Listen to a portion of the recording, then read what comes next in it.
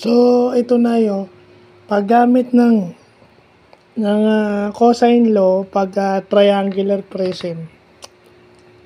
So, sabi ko nung naunang vlog na babalikan natin yung Sokotowa. So, ito, pag triangular prism ka at cosine law ang gagamitin mo, ito na siya. Given all three sides. Kukunin mo yung isang angle. So, yun lang. Wala tayong kailangan anuhin dyan. Yan na yan.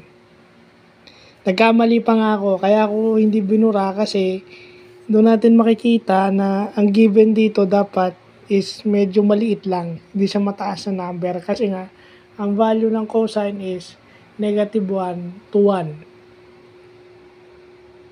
So, kailangan 0 point something or negative 1 ay yung value ng yung sagot para pumasok siya dun sa value ng inverse cosine o arc cosine. So, yun lang po.